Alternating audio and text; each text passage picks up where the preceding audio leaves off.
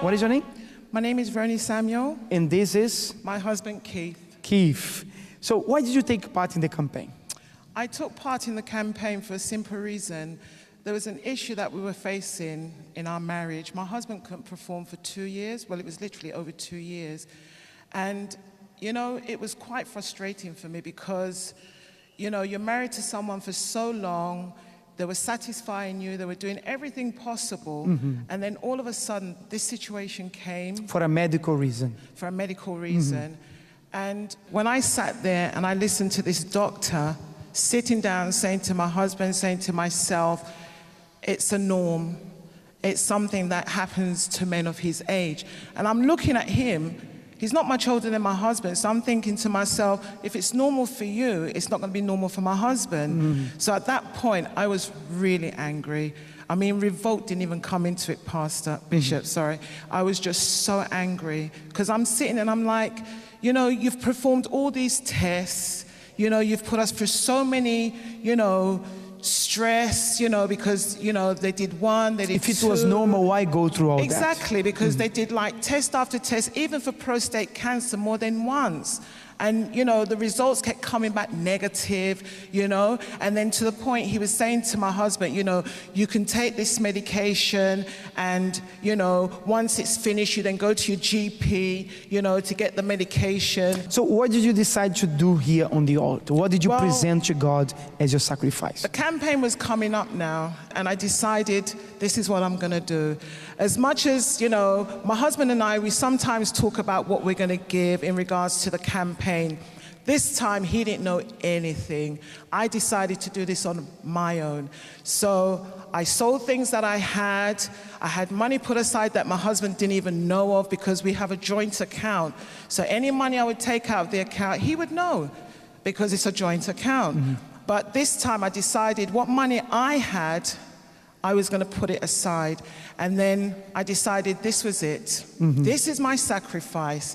But then something came to me and said, you're giving all of this, but you need to give more.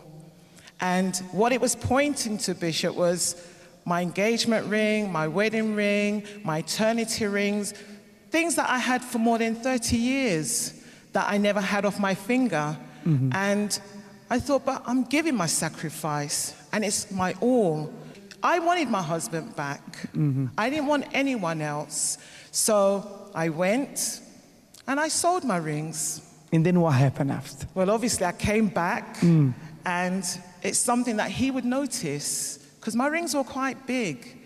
And I approached him and I told him I sold my rings for the campaign. Did you ask why? Did he ask you why? No, he would never pass.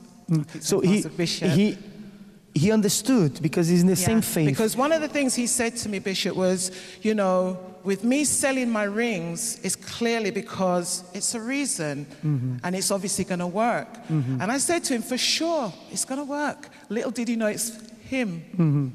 So I presented my sacrifice, and one of the things I said was, December was not going to come. This was one of my sacrifice. I said, December was not going to come, and the situation was going to be the same because I didn't want to enter into another campaign and still fighting for the same thing. No. And it changed within 2 months of presenting. So now we are in November.